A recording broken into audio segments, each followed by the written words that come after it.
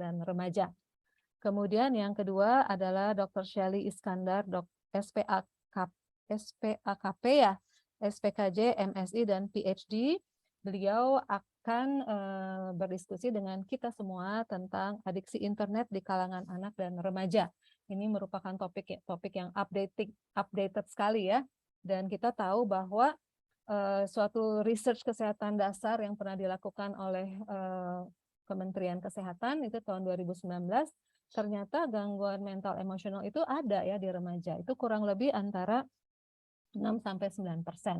Mungkin di antara kita juga sudah ada gitu ya, Dr. Vera dan Dr. Celia, mahasiswa kita nih ya, siapa tahu, tapi mungkin tidak terdeteksi. Baik, masing-masing narasumber akan memaparkan topiknya 30 mungkin sampai 40 menit. Sesudah kedua-duanya presentasi, kita akan buka dengan sesi diskusi, begitu ya. Baik, mangga yang pertama saya persilahkan Dr. Veranita untuk mempresentasikan topiknya. Silakan Dr. Vera. Terima kasih Dr. Sharon sebagai moderator kita pada pagi hari ini. Selamat pagi, salam sehat untuk kita semuanya. Saya akan screen ya.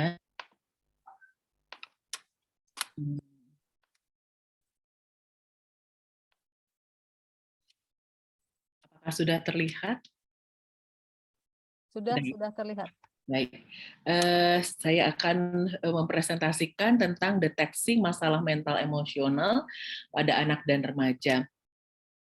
Hal ini sangat penting ya, nanti adik-adik akan menjadi dokter dan kami berharap adik-adik bisa melakukan deteksi masalah mental emosional ini pada anak-anak dan remaja nanti, dan kalau sudah ditemukan bisa dirujuk ke kami. Adalah disabilitas intelektual. Jadi gini, tadi seperti Dr. Sharon katakan, apakah anak dan remaja bisa mengalami masalah mental emosional ya? Oh, ternyata bisa ya, karena dari sejak kecil pun, dari sejak bayi bahkan ada anak yang mengalami misalnya gangguan makan atau tidak bisa menyusu karena mungkin dia mengalami depresi.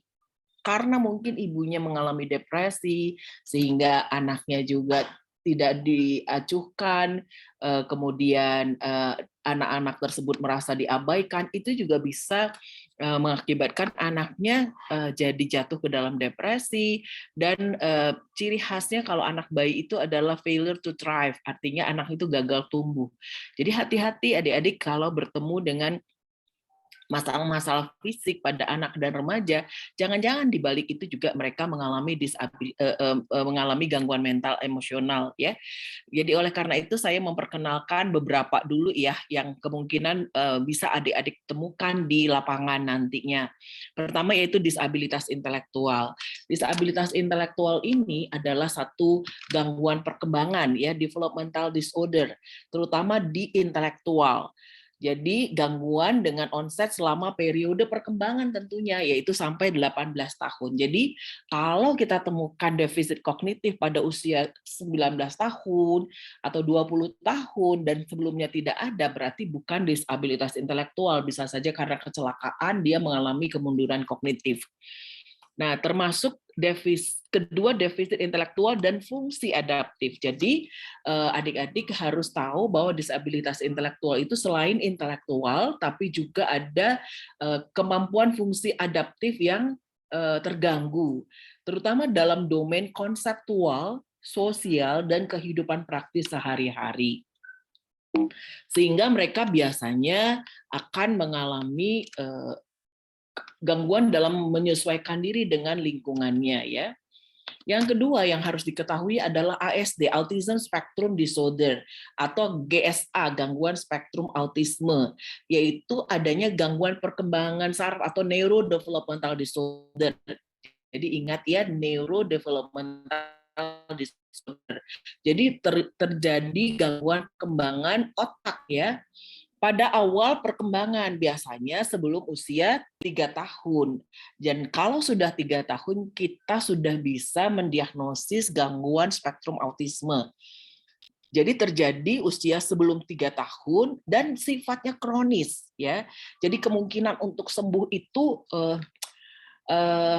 kita tidak bilang sembuh ya, tapi terkontrol, dia bisa berkualitas hidupnya, kita bisa mencapai yang semaksimal mungkin perkembangannya seperti itu ya. Ditandai oleh adanya hendaya yang bermakna dan menetap dalam kemampuan interaksi sosial dan komunikasi timbal balik, disertai pola perilaku yang berulang dan stereotipik dengan minat dan kegiatan yang terbatas. Jadi ada gangguan interaksi sosial dan juga ada gerakan-gerakan yang terbatas dan minatnya juga terbatas dan berulang-ulang. Yang berikutnya adalah GPPH, gangguan pemusatan perhatian dan hiperaktif. Adalah suatu kondisi yang ditandai dengan gejala gangguan dalam memusatkan perhatian yang timbulnya lebih sering, lebih persisten dengan tingkat yang lebih berat jika dibandingkan dengan anak-anak lain seusianya. Dan ini harus ditemukan sebelum usia 12 tahun. Ini menurut DSM-5.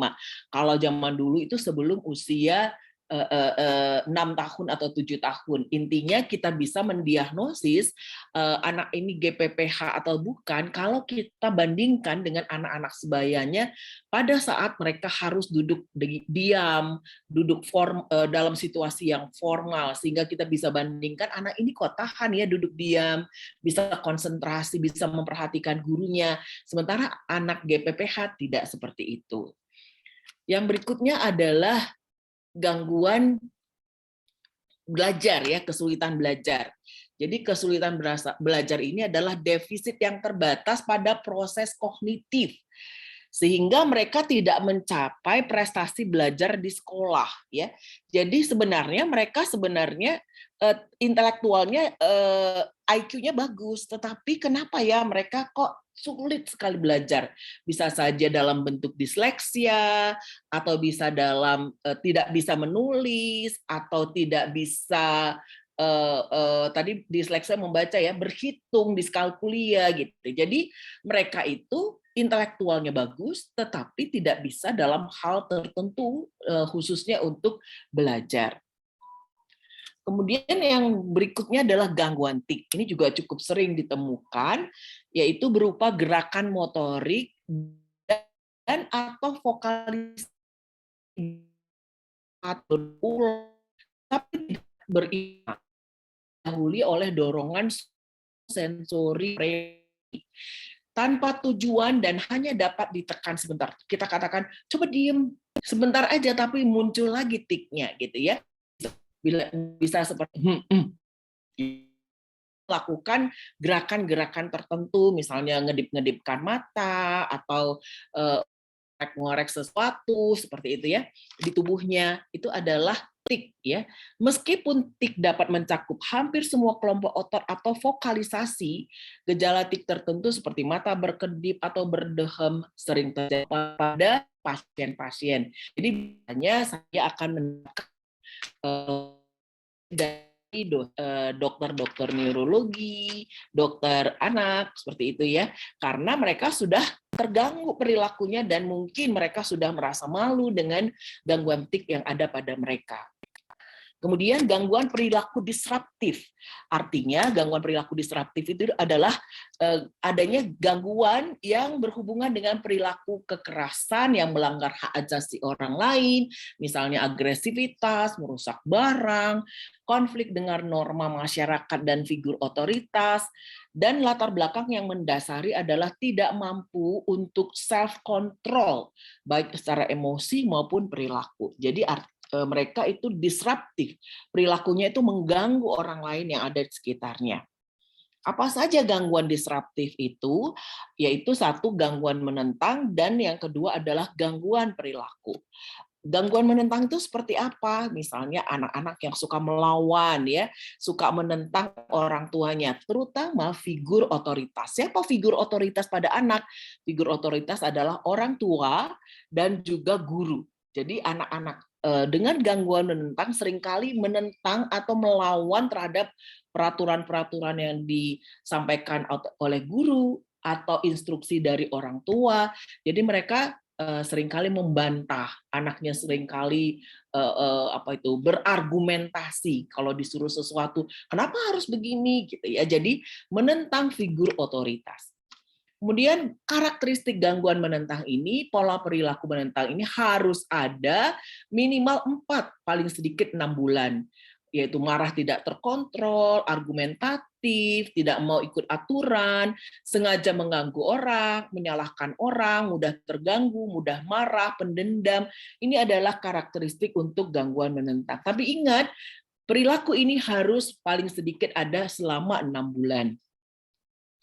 Kemudian penyebabnya adalah menurut teori perkembangan adanya fiksasi fase anal. Kalau adik-adik ingat perkembangan dari Freud itu fase setelah fase oral atau itu ada fase anal ya, karena fokus mereka adalah kepuasan, kenikmatan pada anal. Kemudian ada gangguan dalam perkembangan otonomi. Kalau kita lihat dari perkembangan Erik Erikson, yaitu perkembangan psikososial, pada anak usia 2-4 tahun, anak seharusnya sudah hidup mulai mandiri, mulai mengerjakan segala sesuatu sendiri, pengen melakukan segala sesuatu sendiri, karena mereka masuk ke dalam fase otonomi. Dan kalau ada gangguan dalam perkembangan ini, ternyata ada risiko untuk mengalami gangguan menentang. Dan ada juga terganggunya proses individuation separation. Jadi seorang anak yang sudah mulai otonom, maka anak itu akan berusaha untuk lepas dari ibunya, tidak mau digendong terus, mau mengeksplorasi dunia ini. Kemudian yang berikutnya adalah teori belajar. Terjadi penguatan negatif, misalnya kalau anak disuruh sesuatu, kemudian dia tidak mau, malah dimarahi oleh ibunya. Padahal harusnya kalau dia melakukan hal yang sedikit positif, sedikit yang baik, itu yang harus dikuatkan, namanya penguatan positif. Positive reinforcement ya. Jadi kalau terjadi penguatan negatif, maka anak itu akan selalu menentang, tidak mau mencapai satu nilai atau kepatuhan terhadap figur otoritas itu. Jadi orang tua yang selalu mengingatkan, mengajari dengan menghukum, perilaku itu akan semakin meningkat ya, perilaku menentangnya. Jadi penata laksanaannya adalah biasanya diberikan medikasi, apalagi kalau gangguan menentang itu adalah komorbid dari GPPH atau depresi. Dan biasanya juga kita berikan non-medikasi seperti psikoterapi keluarga, psikodinamik, dan perkembangan, dan psikoterapi individual. Yang berikutnya gangguan disruptif adalah gangguan tingkah laku. Apa gangguan tingkah laku? Gangguan tingkah laku itu perilaku melanggar hak orang lain, dan biasanya minimal 3 dari gejala-gejala yang ada di DSM-5 selama paling sedikit 12 bulan. Jadi harus bertahan selama 1 tahun. Apa saja itu? Yaitu perilaku agresif ya terhadap hewan maupun manusia, seperti bullying, mengancam, mengintimidasi, berkelahi fisik, menggunakan senjata, apalagi kalau ayahnya adalah seorang polisi misalnya ya, mereka bisa menggunakan senjata itu untuk sesuatu hal berkelahi dengan orang lain seperti itu. Kejam terhadap orang, kejam terhadap hewan. Jadi orang-orang yang sering menyiksa hewan, menyiksa binatang seperti itu adalah salah satu ciri dari gangguan tingkah laku. Menjamret, memaksa melakukan aktivitas seksual, itu merupakan salah satu ciri dari gangguan tingkah laku. Yang berikutnya adalah perilaku merusak barang. Jadi yang pertama adalah perilaku agresif terhadap manusia dan hewan, yang kedua adalah perilaku merusak barang. Jadi suka sekali dengan destruktif ya perilaku mereka itu ya, mengempeskan ban mobil, menggores mobil orang, itu adalah ciri dari gangguan tingkah laku. Yang berikutnya adalah berlaku curang dan mencuri, sering memalak misalnya, atau mencuri barang orang lain. Kemudian yang berikutnya adalah melanggar aturan, ya, misalnya bolos dari sekolah, tidak mau mengikuti aturan-aturan yang diberikan kepada mereka ketika mereka misalnya harus mengikuti peraturan itu baik di rumah maupun di sekolah. Yang berikutnya adalah separation anxiety disorder. Biasanya anak-anak dengan gangguan cemas yang paling banyak ditemukan pada anak dan remaja adalah separation anxiety disorder. Gejala utamanya adalah distress yang signifikan atau tidak sesuai dengan perkembangan atau berlebihan dan ketakutan yang tidak realistis setelah berpisah dari figur keterikatan atau kelekatan, biasanya orang tua atau rumahnya. Jadi biasanya anak-anak itu tidak mengerti bagaimana mengekspresikan ketakutannya. Nanti kalau ibu saya meninggal gimana? Nggak mau saya ke sekolah, ya biasanya separation anxiety disorder itu diikuti dengan school refusal atau penolakan bersekolah pada anak. Yang berikutnya adalah gangguan mood pada anak. Gangguan mood pada anak ini ada MDD, ya, yaitu adanya gangguan depresi mayor. Jadi MDD pada anak paling mudah didiagnosis ketika kondisinya akut, ya. Tapi kalau kondisinya sudah mulai kronis, biasanya sudah terjadi, misalnya anaknya jadi mudah menentang atau malah melakukan perilaku-perilaku yang mengganggu seperti itu, ya. Dan dari DSM-5 ada gejala-gejala yang harus ada, setidaknya 5 gejala yang berlangsung sekurang-kurangnya 2 minggu. Adanya mood depresi atau irritable, kehilangan minat dan kesenangan itu harus ada karena ini adalah gejala utama dari depresi. Tetapi yang harus diingat, bedanya depresi pada anak dan dewasa atau anak dan remaja dengan orang dewasa adalah biasanya mereka lebih sering dengan mood yang irritable daripada mood yang depresi. Walaupun ada, ya, anak dan remaja yang memiliki mood yang depresi, tetapi lebih sering mood yang irritable, sehingga anak-anak itu malah dimarahi oleh orang tuanya kalau dia misalnya irritable, dan itu membuat anak-anak tersebut semakin depresi. Yang berikutnya adalah bipolar pada anak. Saya pikir adik-adik sekalian pasti sudah mengenal, ya, bipolar ini, ya, karena bipolar ini didengungkan, disosialisasikan oleh artis terkenal di Indonesia yaitu Marsyanda, ya. Gangguan bipolar adalah gangguan mental, adanya perubahan suasana hati dan perilaku yang nyata dan terkadang ekstrim. Dan biasanya sifatnya harus ada mood yang meningkat atau manik dan mood yang depresi atau mood yang menurun, ya. Episode mania itu yang seperti apa? Adanya perasaan yang sangat bahagia, bersemangat, jauh lebih energik dan aktif dari biasanya, dan minimal 1 minggu, dan minimal juga 4 hari untuk yang hipomania.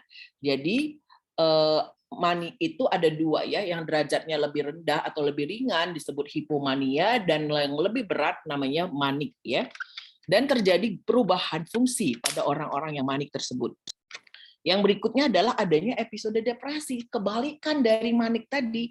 Moodnya sedih, merasa sangat sedih, hampa, mudah tersinggung, dan jauh lebih tidak aktif dari biasanya. Dan kita juga harus ingat ada yang namanya distimia, persistent disorder. Nggak hanya 2 minggu, tapi sudah 1 tahun lamanya di anak-anak dan ini alami mood yang irritable dan hampir sepanjang hari. Bayangkan adik-adik kalau tidak bisa mengalami kebahagiaan, tidak bisa merasakan kesenangan, selalu merasa depresi, merasa negatif, sudah hampir 1 tahun, dan tapi masih bisa beraktivitas, masih bisa berfungsi dengan baik, ini dikatakan dengan distimia.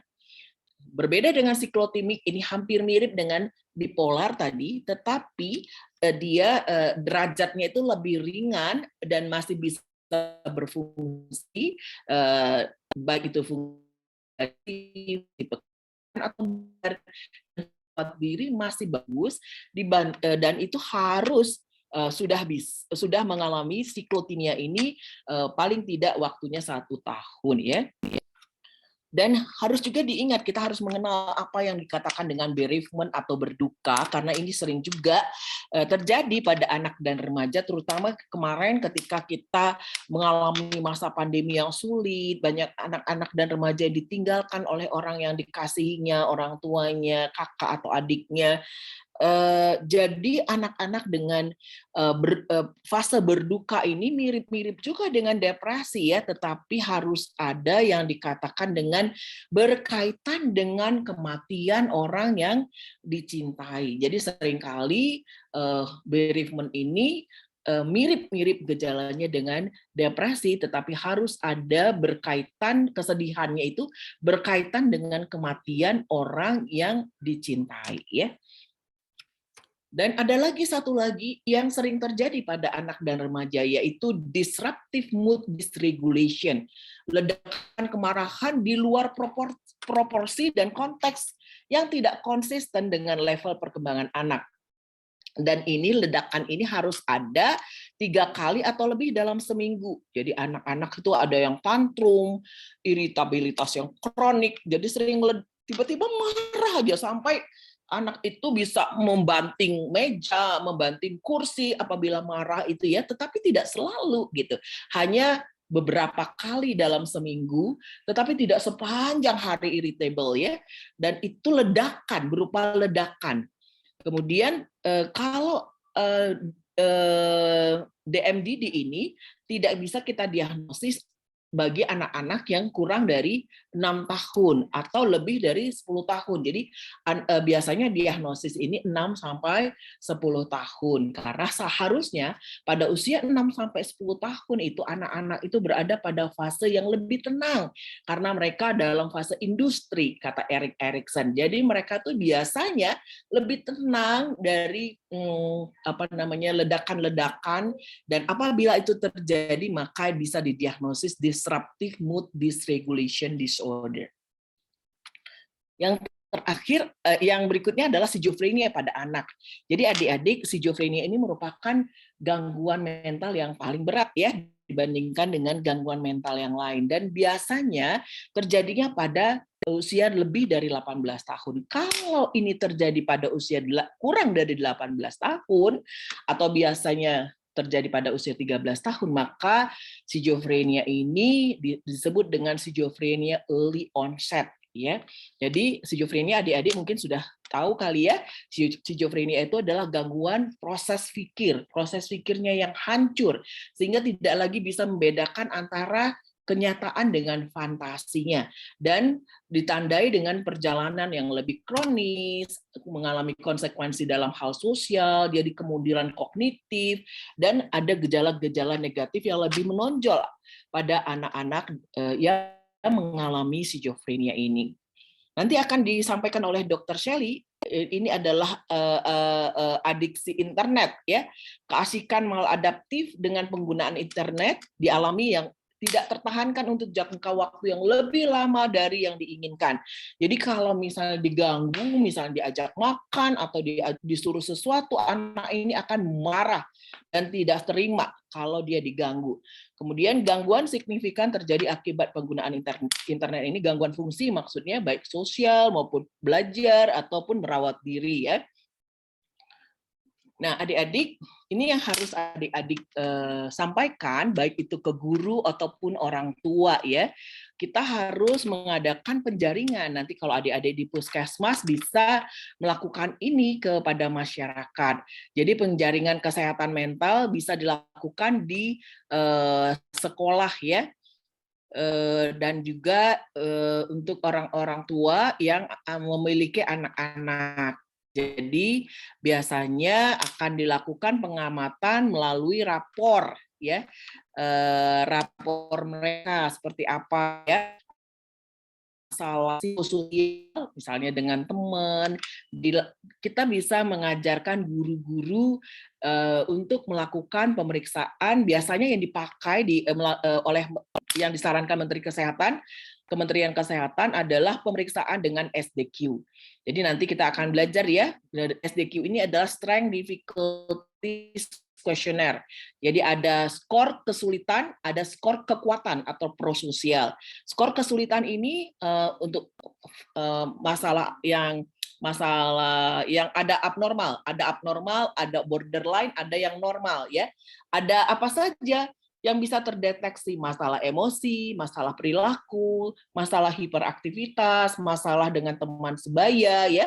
Jadi ada juga kekuatannya nih untuk bisa melihat oh ini prognosis akan lebih bagus gitu. Kalau kekuatan prososialnya itu adalah normal. Jadi kalau ada borderline atau abnormal, kita juga harus memberikan terapi untuk non psikofarmaka untuk prososial ini ya. Nah, semua domain-domain itu ada yang abnormalnya, borderline-nya. Nah, apabila borderline cukup konseling, mungkin kita tahu bahwa di sekolah-sekolah ada guru BP ya. Guru BP itu bisa diajarkan bagaimana cara konseling untuk anak-anak. Biasanya juga ada psikolog di sekolah-sekolah ya. Dan apabila borderline bisa dilakukan konseling, tetapi kalau abnormal disarankan untuk dirujuk ke profesional. Nah, ini adik-adik nanti bisa menggunakan yang namanya SDQ dan PSC ya, hasil screening yang bermasalah bisa kita rujuk ya. Ini hanya memperkenalkan saja, mungkin waktu saya berapa menit lagi ya Dokter Sharon ya?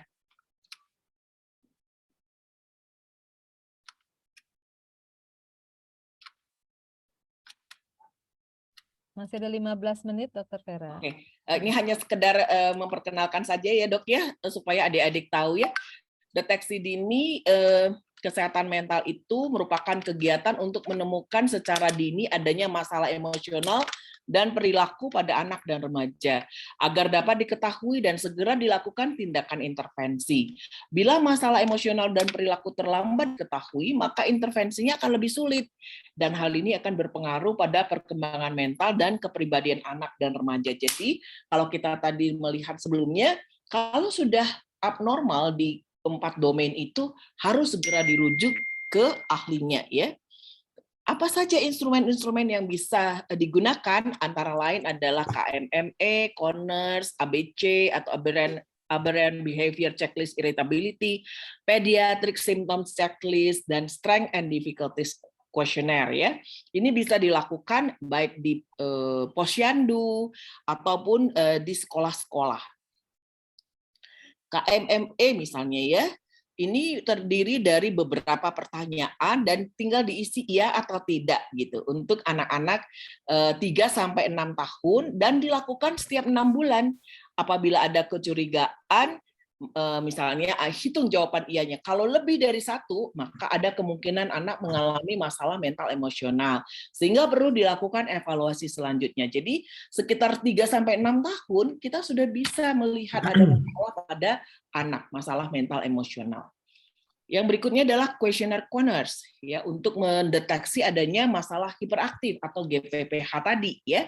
Ini juga sangat singkat 10 pertanyaan dan ada 4 skala ya, yaitu tidak sama sekali, sekali-sekali, cukup sering, hampir selalu. Nanti kalau kita lihat 13 skornya, total skornya 13 ke atas itu sudah harus dirujuk ke psikiater.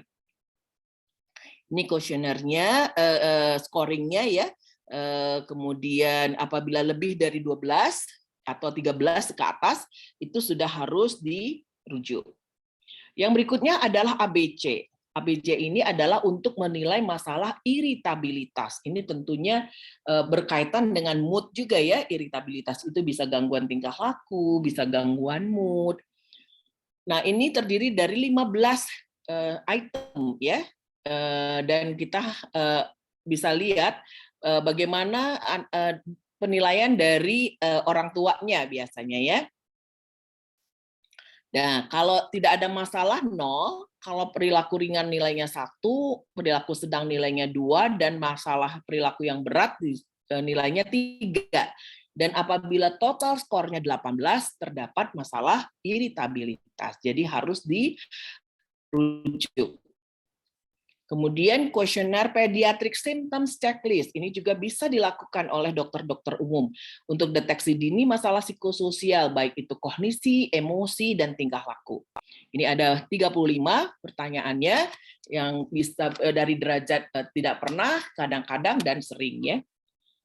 Kemudian ini bisa diberikan untuk anak usia 4-5 tahun dengan item terkait sekolah ya, dan tidak perlu diisi sehingga kalau misalnya anaknya 4-5 tahun.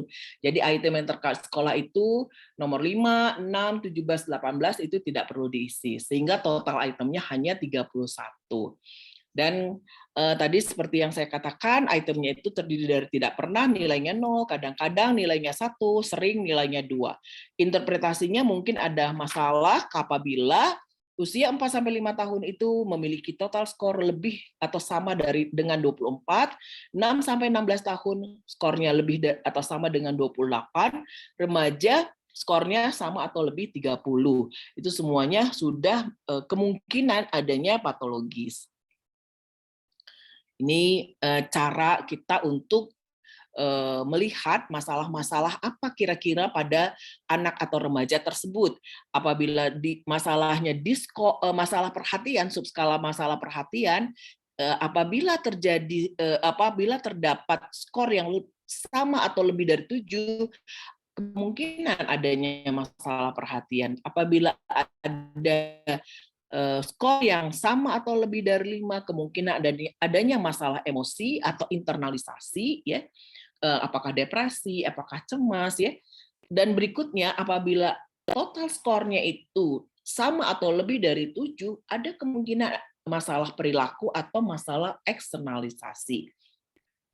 Jadi ini merupakan yang tadi ya sudah dijelaskan, ada 3 domain yang bisa kita nilai masalah perhatian, tentu terkait dengan GPPH, internalisasi terkait dengan masalah emosi, eksternalisasi terkait dengan gangguan tingkah laku, gangguan menentang, ya, atau gangguan yang bisa mengganggu orang lain yang ada di sekitarnya.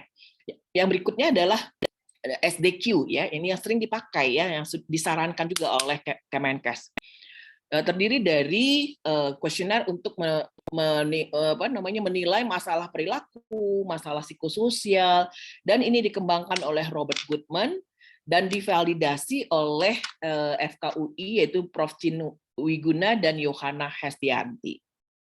Nah, kuesioner SDQ ini adalah untuk mendeteksi masalah perilaku dan emosi, masalah mental emosional pada anak dan remaja dari mulai usia 4-18 tahun. Tentu kalau anak-anak dinilai oleh orang tuanya ya, tetapi kalau anaknya sudah bisa membaca, sudah mengerti, biasanya usia 9 tahun ke atas, itu biasanya kita sudah bisa meminta anaknya untuk mengisi sendiri. Ini adalah domain-domainnya, ya, masalah perilaku, masalah atensi atau hiperaktivitas, masalah emosi, masalah dengan teman sebaya, dan kita bisa lihat kekuatan pada anak tersebut dengan adanya ranah perilaku prososial. Nah, ini masalah emosi, nanti di kuesionernya ada ya. Jadi ada 2, ada untuk 4-10 tahun, ada untuk 11-18 tahun. Ini cara menginterpretasinya, kemudian bagaimana perhitungan SDQ tersebut, seperti saya katakan tadi, ada borderline, ada abnormal. Kalau borderline masih bisa dikonseling baik di rumah ataupun oleh dokter umum, tetapi kalau memerlukan, kalau sudah abnormal, memerlukan tindakan dari profesional. Ini tentang SDQ. Tetapi sebenarnya adik-adik kita sudah memvalidasi juga instrumen yang lain untuk menilai disruptive behavior disorder. Kemudian juga kita sudah juga punya instrumen untuk menilai adanya depresi secara lebih dalam gitu ya. Dan juga SCARE juga kita sudah validasi oleh residen di Unpad. Kita bisa pakai untuk mendeteksi adanya gangguan cemas ya. Dan untuk melakukan wawancara terstruktur atau mendiagnosis, kita bisa pakai yang namanya mini ICD untuk anak-anak ya. Mini kids namanya. Kemudian ya, saya pikir sudah cukup sampai di situ untuk masalah deteksi deteksi masalah mental emosional pada anak dan remaja. Semoga apa yang saya sampaikan membuka wawasan adik-adik sekalian, dan saya sangat berharap nanti kalau adik-adik sudah menjadi dokter, pakailah instrumen-instrumen ini untuk bisa mendeteksi masalah mental emosional sedini mungkin. Terima kasih atas kesempatannya. Saya sampaikan lagi ke Dr. Sharon. Terima kasih, Dr. Sharon. Baik. Terima kasih Dokter Feranita, ini luar biasa ya. Luar biasa sekali penjelasan dari Dokter Feranita. Ternyata kondisi mental emosional pada anak-anak dan remaja itu bukan fine-fine saja ya Dokter Vera ya. Kita banyak melihat ya di sosial media, di TV juga ya, anak-anak menyakiti hewan begitu ya. Kemudian juga tawuran gitu ya. Ada gangguan belajar, ternyata tidak fine-fine saja ya. Jadi kita sebagai dokter nanti nih anak-anakku nih bisa melakukan deteksi dini ya dengan bermacam-macam instrumen yang tadi sudah dijelaskan oleh Dr. Feranita ya. Mohon aplaus dulu secara virtual untuk Dr. Feranita ya, luar biasa ya, luar biasa. Baik, kalau ada pertanyaan disimpan dulu, nanti bisa di-share di chat ataupun nanti raise hand ya. Kita akan selesaikan dulu presentasi dari narasumber berikut ini ya. Baik, selanjutnya adalah Dr. Shelly Iskandar. Ini akan bercerita kepada kita semua tentang adiksi internet di kalangan anak dan remaja. Dan kita tahu ya dengan pandemi 2 tahun ini, wah lebih heboh ya Dr. Shelly ya. Semua termasuk dosen-dosen kali ya. Semua zooming dan sebagainya. Dan kalau kita udah capek ya kita gamer juga kali ya. Baik, mangga waktu dan tempat saya persilahkan Dr. Shelly. Terima kasih Dr. Sharon, selamat pagi untuk adik-adik saya semua. Saya akan menyampaikan mengenai internet ya. Istilahnya masih agak-agak berbeda-beda ya, karena memang bukan diagnosis ini, adiksi internet di kalangan anak dan remaja. Sampai sekarang belum berbentuk diagnosis ini namanya adiksi internet, walaupun banyak yang menggunakan istilah ini karena dengan patokan dari ICD dan DSM, nanti kita lihat ya bersama-sama. Jadi kalau kita lihat tadi Dr. Sharon udah bilang gimana sih penggunaan internet sekarang. Ini survei dari APJI ya, sangat terbantu karena boleh mengakses hasil penelitian mereka dari 11 Januari sampai 24 Februari 2022 dengan 7.568 responden. Seperti apa hasilnya? Ternyata yang menggunakan internet di Indonesia itu sudah 77% gitu ya. Dan terus penggunaannya meningkat. Ini berarti yang sudah terkoneksi internet ada 210 juta orang. Bisa dilihat dari karakteristiknya bahwa yang banyak menggunakan terutama dari umur 13 yang paling banyak ya sampai umur 54 tahun. Dan bisa dilihat hampir sama antara laki-laki dengan perempuan.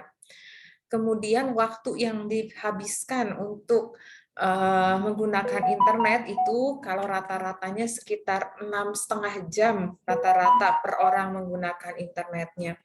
Tapi kalau kita bisa lihat di sini angkanya 14% ini di laki-laki, 11% di perempuan menggunakan lebih dari 10 jam.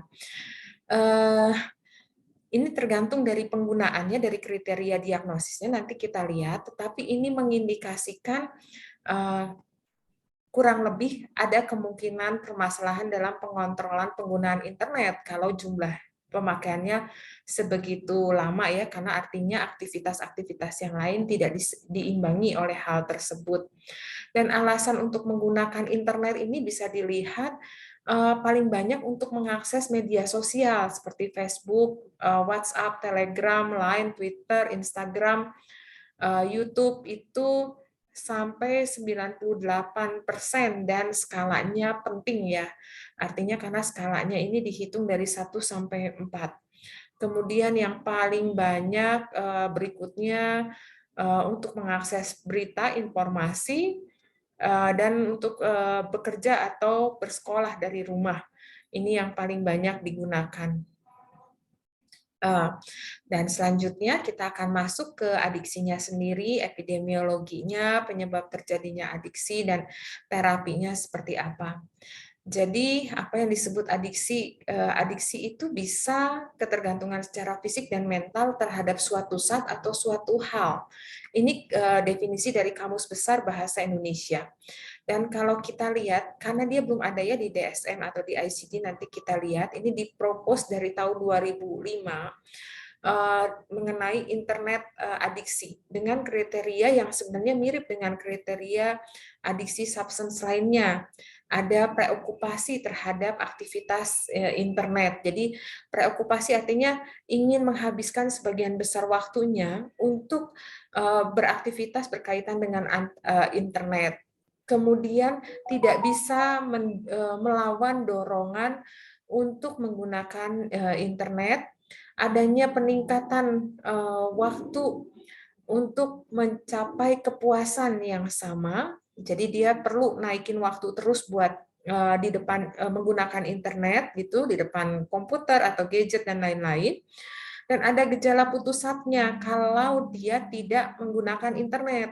Ada perubahan dari mood, kecemasan, kemudian lebih mudah marah, bosen, kalau dia tidak menggunakan internet. Dan perasaan-perasaan ini bisa diatasi kalau dia menggunakan internet. Kemudian menggunakan internet lebih lama daripada waktu yang direncanakan. Tidak bisa menurunkan lama untuk menggunakan internet. Jadi kalau kita sudah ada kegiatan-kegiatan yang lain, kita ingin berusaha untuk menggunakan internet cuman pamannya sejam, tapi ini tidak bisa, malah lebih daripada itu. Semua aktivitas dihabiskan waktunya dengan internet sehingga tidak adanya keseimbangan dengan kegiatan-kegiatan lainnya. Kemudian juga segala usaha diupayakan untuk mendapatkan akses internet. Mau nyari WiFi di mana aja, mau nyari koneksi internet lewat kartu seluler, semua usahanya buat dapetin akses terhadap internet. Jadi memang sangat mirip prinsip dasarnya dengan adiksi substance juga ya. Dan ini kata kuncinya juga adalah tetap menggunakan internet walaupun sudah tahu adanya konsekuensi yang merugikan dari penggunaan internet tersebut. Artinya ada permasalahan fisik, matanya jadi bermasalah, bertengkar sama orang tua, tapi tetap dia terus menggunakannya. Dan kita tahu di psikiatri itu kalau dibilang kompleks, tadi Dokter Vera sudah menerangkan banyak variasinya, tapi kata kuncinya sebenarnya sederhana loh. Dia itu hanya adanya gangguan fungsi. Cara screening awalnya itu gangguan fungsi. Kalau dia ada gangguan fungsi perawatan diri, fungsi sosial, fungsi pekerjaan, sebagai siswa, sebagai anak, sebagai teman, segala fungsi itu ada gangguan, kita sudah mencurigai dia punya permasalahan. Jadi semua orang pakai internet nggak ada masalah, tapi kalau dia sampai terganggu fungsinya, maka kita harus mencurigai adanya suatu permasalahan. Jadi kalau kita bisa lihat kegagalan dia memenuhi tugas-tugas itu, diakibatkan dia terlalu banyak menggunakan internet, tidak mampu bersosialisasi, itu akibat internet, adanya pelanggaran peraturan-peraturan, itu akibat internet, kemudian tidurnya terganggu, makannya terganggu akibat internet, maka sudah bisa kita sampaikan sebagai, ini masih diajukan sekali lagi ya, namanya problematic internet use, ada yang menyebut juga sebagai internet addiction. Yang sudah ada di sini di DSM-5 dan di ICD-11 itu adalah yang namanya internet gaming disorder. Itu ada kalau diagnosis itu. Tapi kalau internet addiction sendiri belum ada ya. Jadi kalau di DSM-5 itu adalah pola permainan internet yang berlebihan, permainan ya di internetnya itu. Jadi belum ke media sosial.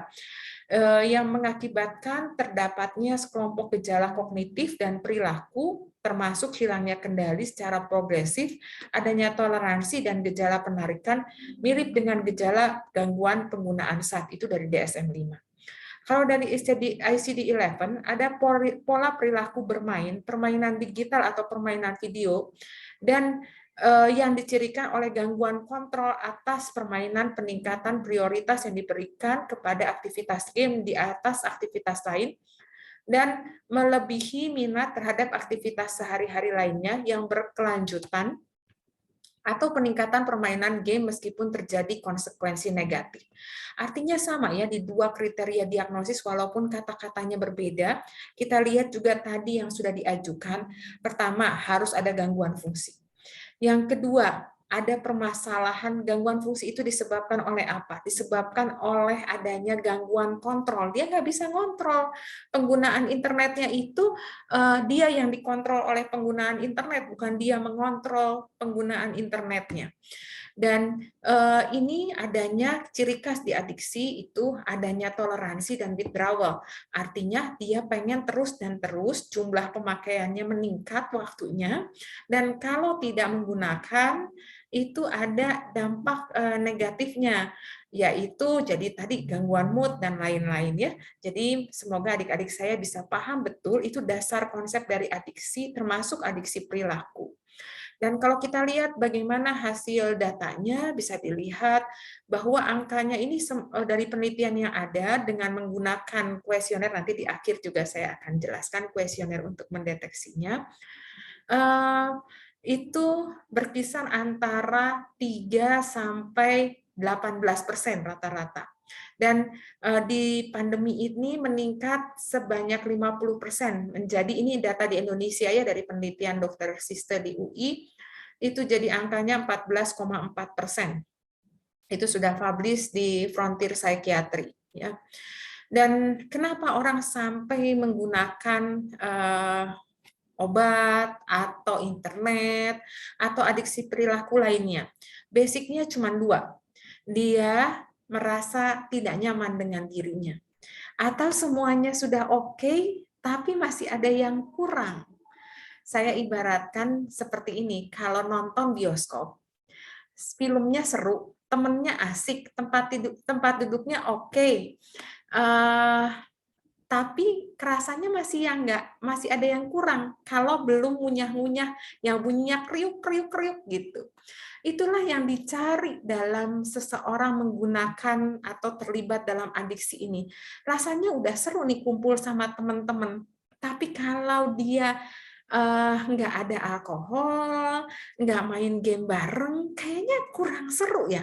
Itu adalah dua alasan utama kenapa orang menjadi bisa mengalami adiksi. Dan kenapa orang ada yang setelah menggunakan substance atau perilaku internet tertentu, ada yang terus jadi pecandu istilahnya atau jadi adiksi, tapi ada yang enggak.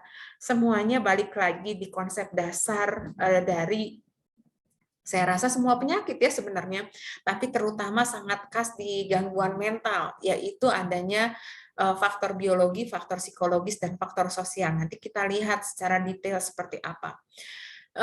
Genetiknya ada ketidakseimbangan zat kimia tentu dari proses gene environment interaction, dan kemudian kemungkinan adanya kelainan anatomi. Dr. Vera tadi sudah menjelaskan ya bahwa banyak sekali yang berkaitan dengan masa perkembangan, gangguan-gangguannya. Itu adalah hal secara biologi yang membuat seorang menjadi rentan untuk terjadi adiksi.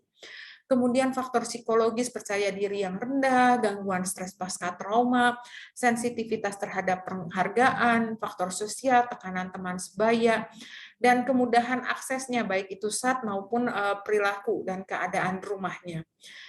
Kenapa di adiksi ini terutama dimulainya baik perilaku maupun zat itu paling sering di usia remaja, itu yang paling banyak.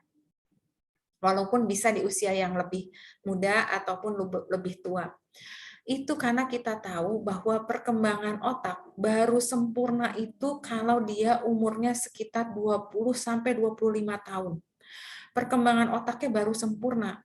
Karena kalau dia di usia awal, dia mulai dari otak bagian belakang. Ini yang biru ini menandakan perkembangan maturitas dari otaknya. Jadi kalau di awal-awal dia masih kematangannya di proses sensorinya, penglihatannya, pendengarannya itu semakin membaik. Dan di usia remaja itu yang ada perkembangannya terutama di otak bagian tengah. Artinya emosinya itu mulai bisa berkembang dengan baik sehingga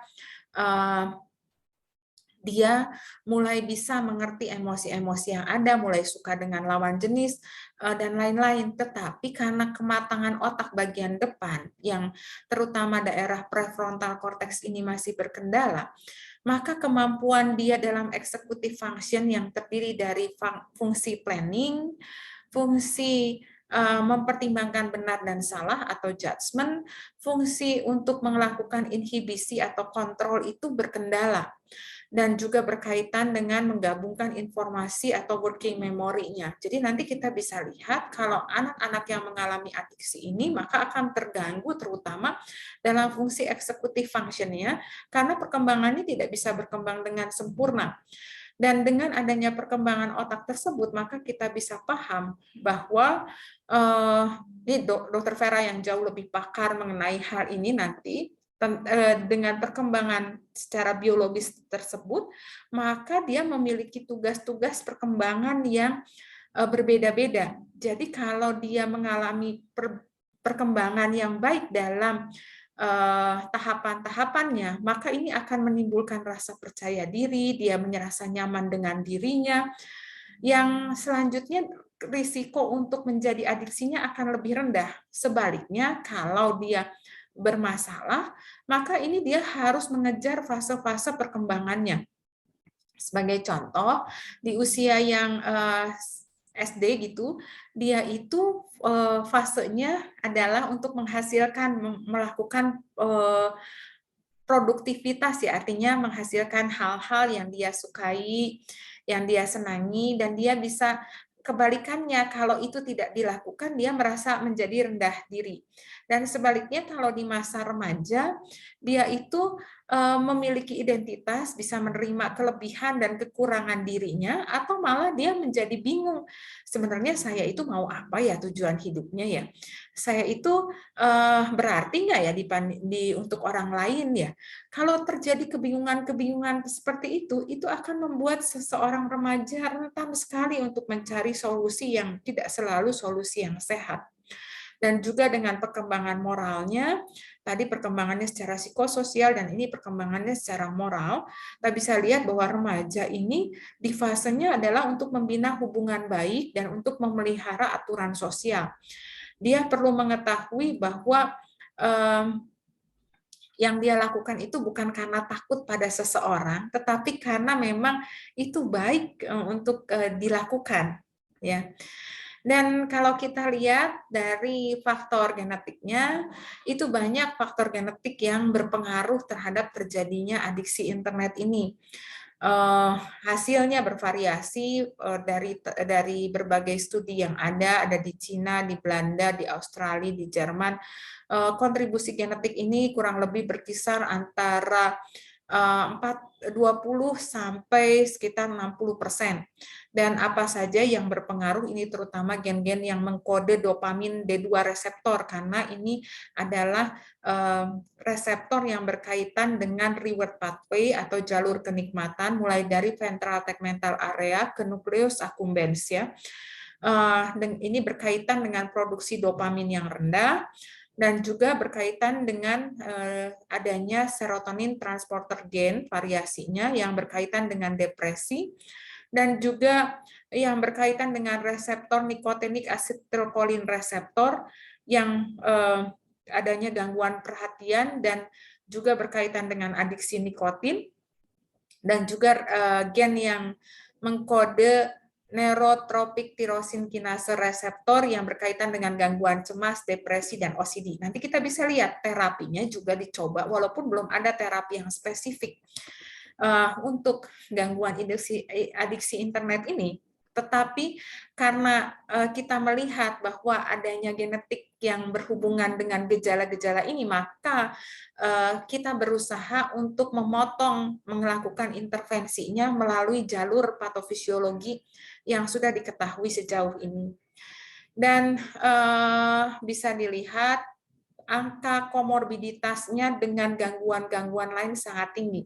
Bisa sangat dipahami karena kita tahu penyebabnya karena orang tidak nyaman dengan dirinya. Berarti kalau ada orang yang adiksi sesuatu, kita harus cari komorbiditas gangguan psikiatri lainnya dan diterapi. Karena kalau dia nyaman, kemungkinan dia untuk adiksi atau mencari solusi dengan hal yang lain yang kurang baik itu akan semakin rendah.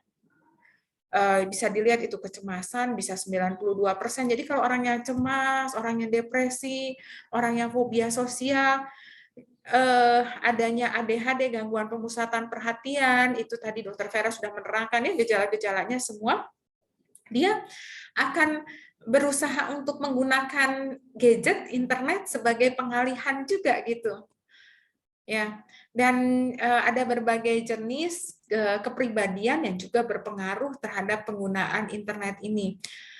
Bisa dibilang seseorang yang introvert, orang yang neurotik, yang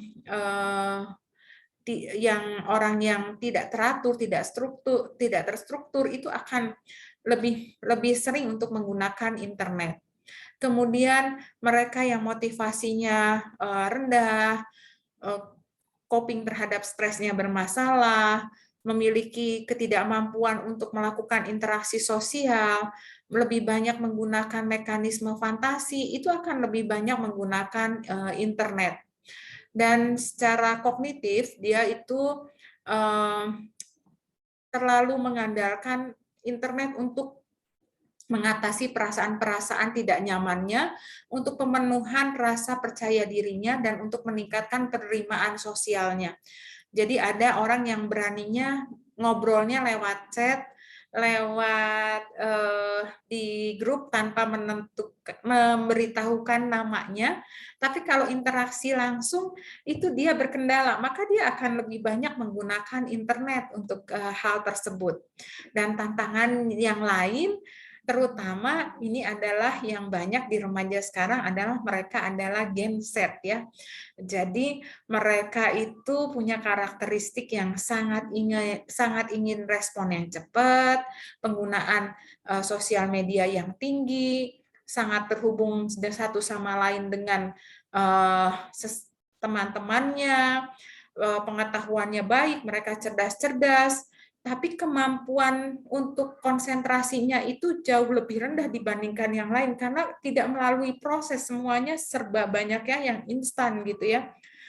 Ini yang akan juga memengaruhi kenapa lebih banyak internet adiksi di semakin lama semakin banyak internet adiksi. Dan ini konsekuensinya seperti apa? Dia akan menyebabkan seperti halnya dengan adiksi yang lain, dia akan menyebabkan peningkatan dopamin di jalur reward pathway dari ventral tegmental area ke nucleus accumbens, ini yang warna biru. Dan ini akan terutama kita bisa lihat karena mengaruhi prefrontal cortex, maka nanti inilah yang akan paling banyak dirusak dengan adanya berbagai jenis adiksi, selain bagian-bagian otak yang lainnya. Ini sudah bisa diketahui bahwa dari neurobiologinya itu reward-nya akan semakin berkurang ya. Reward-nya akan bertambah, tapi kemudian akan semakin berkurang dengan sejalannya waktu karena sudah terjadinya toleransi. Dan kemudian juga dia akan kontrol impulsnya dan fungsi eksekutifnya semakin menurun, dan juga hubungan antara bagian otak yang satu dengan bagian otak yang lain itu akan berkendala karena dia yang mengontrol emosi juga dari prefrontal cortex. Ini yang akan menyebabkan semakin membuat seseorang fungsi-fungsinya akan semakin turun dan semakin turun. Dorongan-dorongan yang dikontrol oleh berbagai daerah otak ini, terutama yang berkaitan dengan executive function, salience, reward, dan habit atau kebiasaan ini adalah yang bagian-bagian yang paling banyak terganggu oleh adanya adiksi. Dan bisa dipahami bahwa seseorang dengan kecanduan internet memiliki aktivasi yang lebih besar pada gyrus parahipokampal, posterior cingulate cortex, precuneus, dan amigdala sebagai respon terhadap main di internet yang terus-menerus. Area otak ini yang melibatkan fungsi emosional, takut, sedih, cemas, dan juga memori, motivasi, perhatian, dan empati.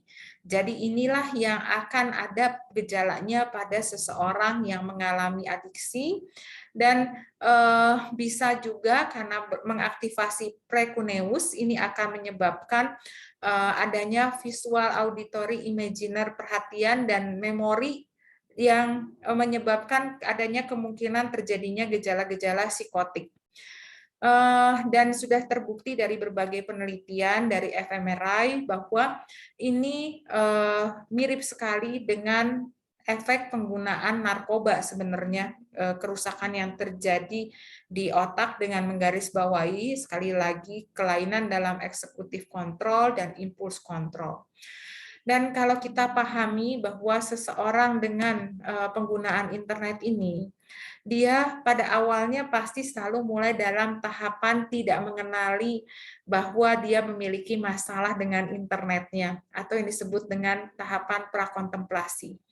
Kemudian dia nanti dengan berbagainya permasalahan, harapannya tidak selalu, tapi ini yang didorong dalam suatu terapi, bisa menyadari bahwa ada keuntungan dan ada kerugiannya.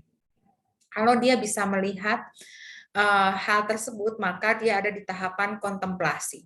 Kalau dia sudah bisa betul-betul menyadari lebih banyak kerugiannya dibanding keuntungannya, maka dia akan masuk ke tahapan persiapan, dan kemudian dia akan betul-betul melakukannya dalam tahapan tindakan dan berusaha untuk tidak melakukan hal-hal yang menimbulkan adiksi di internetnya.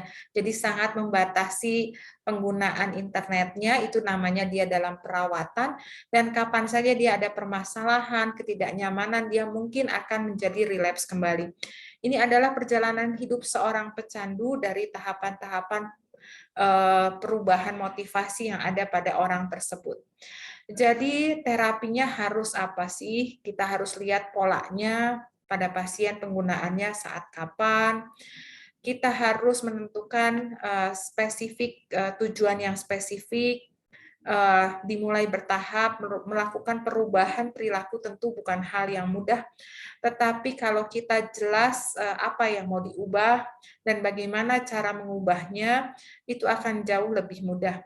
Terutama yang paling sering di internet ini, di internet adiksi ini, adalah perubahan pola hidup ya, karena waktu tidurnya jadi berkendala, paginya nanti masih menggunakan internet, siang-siang tidur, alasannya kalau ditanya biayanya lebih murah di malam hari, banyaklah pokoknya alasan teman-temannya aktifnya di malam hari, seperti itu ya. Dan terus berusaha untuk menurunkan penggunaan internetnya dari segi waktu, dan kapan bisa supaya dia yang mengontrol penggunaan internet, maka dia harus berusaha untuk bisa tanpa internet juga dia oke. Jadi ada free-nya, kapan tidak menggunakan internet, ada reminder-nya kalau udah terlalu lama. Kemudian juga membuat nyaman dirinya dengan hal-hal yang lain, dengan hobi-hobi atau minat-minat yang lain, dengan olahraga yang bukan melibatkan internet. Jadi jangan olahraga yang e-sport gitu ya, sama aja pakai internet ya. Dan berbagai review telah dilakukan menyimpulkan bahwa memang belum ada yang efektif dan memang secara menjadi guidelines untuk adiksi internet ini. Tetapi ada beberapa hal yang diketahui cukup efektif dalam menangani adiksi internet, terutama berkaitan dengan komorbiditasnya ya. Jadi kita perlu betul-betul menyingkirkan komorbiditas gangguan psikiatrinya.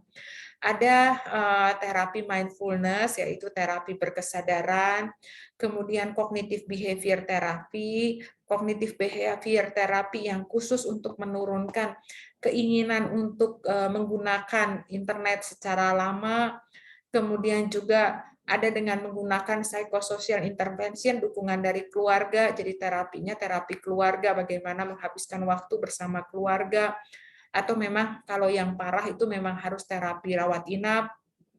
Dan karena sering berkaitan dengan adanya ADHD atau gangguan pemusatan perhatian dan hiperaktivitas, maka terapinya juga ada yang diberikan stimulan, dan karena ada yang berkaitan juga dengan cemas, terapinya berkaitan dengan bupropion dan escitalopram. Dan kalau kita lihat sejauh ini terapi adiksi ini sering dikatakan kurang efektif. Kenapa? Karena masih banyak yang melakukan pendekatan bahwa kalau orang adiksi itu anak yang nakal, anak yang nggak baik gitu ya, belum dilihat sebagai pendekatan biopsikososial. Ini adalah perkembangan pendekatan yang melihat gangguan psikiatri itu mulai dari permasalahan moral, kemudian suatu permasalahan yang bisa hanya diatasi dengan obat. Ini sama kayak penyakit-penyakit lainnya. Kemudian ini memang pola pembelajaran, ini karena pengaruh dari sosial, tapi ternyata membuktikan bahwa yang paling akhir ini adalah berkaitan dengan biopsikososial, dan terutama kita bisa lihat bukti-buktinya memang ini suatu gangguan yang menyebabkan perubahan di otak. Dan seperti penyakit-penyakit lainnya yang kronis, seperti hipertensi, kencing manis, terapinya sering ada kekambuhan. Nah, ini makanya terapi adiksi ini perlu dilakukan secara berkelanjutan, bukan hanya saat dia mengalami gejala-gejala adiksinya. Dan penanganannya harus dilihat dari semua jenjang, bukan hanya dilihat dari mereka yang sudah mengalami adiksi yang berat. Dan harapannya tidak hanya menangani saat mereka bergejala, tapi bisa terus-menerus melakukan terapi yang berkelanjutan, bagaimana mempertahankan dia tetap nyaman dengan dirinya.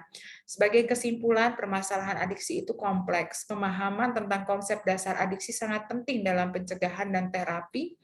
Mengatasi rasa tidak nyaman dan meningkatkan perasaan berkecukupan adalah kunci untuk pencegahan adiksi dan mencegah relapse.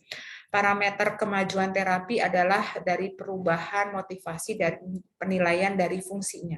Saya rasa itu yang bisa saya sampaikan pagi hari ini. Terima kasih. Saya kembalikan lagi ke Dr. Sharon. Oh, mohon maaf dokter, saya lupa satu. Ini adalah beberapa pertanyaan yang nanti kalau memang berminat bisa dilihat. Ini adalah tes yang sudah divalidasi oleh Dr. Sister juga, yang disebut dengan KDAI atau bahasa Inggrisnya Internet Addiction Test ya. Ini ada 21 pertanyaan. 20 pertanyaan ya. 20 pertanyaan dengan jawaban yang jarang, kadang-kadang cukup sering dan selalu. Nah, ini hasilnya. Kalau dia sudah skornya 50 sampai 79 berarti dia punya permasalahan ringan, 80 sampai 100 berarti memiliki permasalahan berat. Mungkin kalau mau dikerjain bareng-bareng, juga Dr. Sharon pengen tahu anak-anaknya di level mana, mangga ya dok. Terima kasih. Baik, terima kasih Dr. Shelly. Wah, luar biasa juga ya pemaparan dari Dr. Shelly, dan ini benar-benar apa yang terjadi hari-hari sekarang ya, apalagi setelah pandemi ya, pandemi kita ini udah hampir 3 tahun. Dan apa namanya, ini juga suatu contoh ya bahwa gangguan mental emosional ini bisa kita lakukan pendekatannya secara biopsychosocial ya, seperti yang diajarkan atau yang diinginkan dalam blok family medicine. Dan sebetulnya setiap penyakit juga kita bisa lakukan analisis menggunakan pendekatan biopsychosocial. Karena kejadian suatu penyakit itu bukan hanya urusan bio aja ya, tapi juga ada psycho dan socialnya. Mohon aplaus virtual untuk Dr. Shelly ya, luar biasa ya. Baik, ini bisa saya simpulkan dari kedua pembicara atau narasumber ini ya, memang ini adalah masalah yang kita hadapi sehari-hari.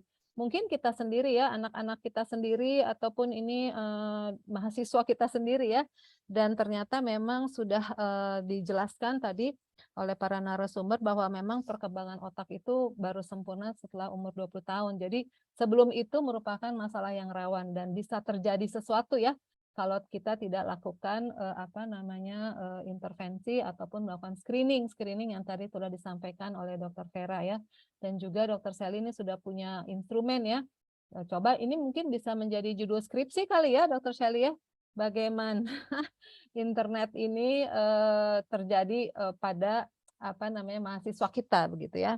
Kemudian juga perlu diingat bahwa kemungkinan relapse-nya juga lumayan ya, sama seperti penyakit yang lain. Jadi kita nanti sebagai dokter umum itu ya betul-betul harus terus secara kontinu memantau pasien-pasien kita, terutama anak dan remaja yang mempunyai gangguan mental emosional dan juga yang internet addiction tadi ya. Baik, terima kasih dan kita masuk ke dalam sesi tanya jawab. Waktu kita lumayan banyak, kita masih ada waktu sampai jam 11 ya. Baik, mangga kalau yang mau raise hand silakan, dan ini di chat room, di chat ini sudah ada satu pertanyaan dari Diandra ya, dari tutor 8 FM. Oh, belum bertanya. Mangga silakan. Diandra mungkin mau bertanya dulu, silakan. Oh ya, oke, baik Dr. Sharon, terima kasih atas kesempatannya. Saya izin untuk memberikan pertanyaan ya Dok. Selamat pagi untuk Dr. Vera dan juga Dr. Shelly. Saya izin bertanya Dok, ini tentang deteksi dini kesehatan mental pada anak yang tadi sebenarnya Dr. Vera ya yang menjelaskan di sesi pertama. Saya kan mendengar tadi ada beberapa banyak instrumen ini ya Dok, instrumen kuesioner yang bisa digunakan untuk deteksi. Nah itu saya penasaran karena kan lumayan banyak ya Dok, ada pediatric symptom checklist, terus tadi juga ada KMME, terus ada wawancara terstruktur. Biasanya kalau misalnya dalam konteks klinik yang digunakan itu kuesioner yang mana ya Dok? Apakah sesuai dengan shift complaint dari pasien yang datang atau misalnya ada yang emang diprioritaskan gitu Dok dari semua kuesioner yang tadi dokter sudah jelaskan dan sebutkan. Pertanyaan saya begitu saja Dok, terima kasih sebelumnya. Terima kasih Diandra, kita langsung saja ya Dr. Vera, Dr. Shelly ya, supaya tidak lupa. Mangga silahkan Dr. Vera, tampaknya pertanyaannya sudah cukup jelas, mangga silahkan. Terima kasih Diandra ya. Terima kasih Dr. Sharon atas kesempatannya. Ya tadi kita tentu harus lihat masalah atau keluhan yang disampaikan oleh orang tua. Kalau anak masih anak-anak ya, misalnya tadi ada kuesioner KMME, itu kita bisa gunakan untuk anak di atas usia 3 tahun ya, karena untuk mendiagnosis itu minimal harus 3 tahun ya untuk ASD misalnya ya. KMME itu bisa dipakai kalau misalnya anaknya datang dengan keluhan belum bisa bicara misalnya ya, atau ada gangguan dalam berinteraksi sosial, KMME itu bisa dipakai. Tapi kalau anaknya sudah usia 4 tahun ke atas, tapi masalahnya itu dengan KMME belum terlihat, bisa kita lanjut lagi dengan SDQ gitu, diisi oleh orang tuanya seperti itu. Kalau masalahnya tentang irritable ya, anaknya irritable banget, kita bisa pakai ABC seperti itu ya. Kalau masalahnya SDQ ini apa saja yang masalah yang bisa kita deteksi? Masalah tingkah perilaku atau masalah kondak, masalah hiperaktivitas atau dengan inatensi untuk GPPH misalnya ya. Masalah emosional, misalnya depresi atau cemas, bisa kita deteksi. Ada gangguan dengan teman sebaya, misalnya sering berantem gitu anaknya ya, bisa kita pakai SDQ. Jadi tergantung pada keluhannya. Tadi di slide itu sudah disampaikan apa sih sebenarnya yang bisa dideteksi oleh instrumen-instrumen yang sudah saya share tadi. Nanti bisa disampaikan ininya ya, bahannya ya untuk Diandra ya. Apakah sudah jelas? Kalau sudah terjawab Dok, baik, terima kasih. Oke, nah dari SDQ kita bisa lanjut lagi ke Conners misalnya. Ini di domain SDQ ada masalah inatensi hiperaktivitas, kita pakai Conners bisa gitu. Nanti baru kita diagnosis dengan DSM atau dengan PPDGC-3 atau dengan mini kids gitu. Gitu ya. Oke, baik Diandra ya, mudah-mudahan terpuaskan jawabannya ya. Baik, lanjutnya ini dengan yang grup 8 nih, siapa nih? NPM 104. Mangga, silakan. Siapa nih? Baik, Dokter Sharon, terima kasih banyak. Sebelumnya, Assalamualaikum warahmatullahi wabarakatuh. Aduh, ngelag ya. Punten dok, apakah suara saya terdengar? Sudah terdengar. Mangga, silakan. Tampaknya ada kendala ya, sedikit ya. Iya dok, selamat Oke. pagi dok. Apakah terdengar dok? Sudah terdengar. Baik, mungkin sebelumnya saya izin off cam ya dok. Baik, Em, silakan. Ya, sekali lagi selamat pagi Dokter Sharon, Dokter Shelly, dan juga Dokter Vera. Selamat pagi, saya Kulsum dari Tutor 8, izin bertanya dok. Saya tertarik dengan kasus skizofrenia yang dipaparkan oleh Dokter Vera. Jadi gini dok, yang saya tahu salah satu faktor skizofrenia pada anak dan remaja itu kan adalah keturunan ya dok. Sebenarnya seberapa besar sih dok dari skizofrenia tersebut terjadi gitu pada seorang anak akibat faktor genetik tersebut, dan apakah ada cara mencegah skizofrenia pada anak tersebut selain dari faktor sosialnya, misalnya dari tekanan luar atau bagaimana seperti itu dok. Dan mungkin satu lagi dok, sebenarnya ada nggak sih dok yang harus disadari dari anak atau remaja tersebut bahwa ini loh batas. Boleh diulang? Baik dok. Pertanyaan terakhir putus-putus. Baik dok, untuk pertanyaan terakhir, apakah ada yang harus disadari dok dari anak atau remaja tersebut bahwa saya sudah misalnya saya sudah memiliki faktor genetik tersebut. Nah terus jadi ini loh batas yang saya harus ketahui bahwa oh ini udah mulai muncul dari diri saya supaya untuk mencegah dari skizofrenia tersebut semakin berkembang pada diri anak tersebut. Mungkin itu dok pertanyaannya. Terima kasih banyak. Wassalamualaikum warahmatullahi wabarakatuh. Waalaikumsalam. Terima kasih Kulsum. Jadi pertanyaannya untuk Dokter Vera ada 3 ya. Tadi tentang faktor genetik, seberapa besar nih faktor genetik menyebabkan menjadi faktor risiko skizofrenia pada anak, kemudian pencegahannya seperti apa, dan kalau memang sudah terdiagnosis, gimana nih yang harus dilakukan? Jadi supaya jangan timbul mungkin ya. Baik, silakan Dokter Vera. Ya, terima kasih Dokter Sharon. Ya, yang pertama, ini bukan keturunan ya. Ini bukan keturunan atau herediter seperti itu.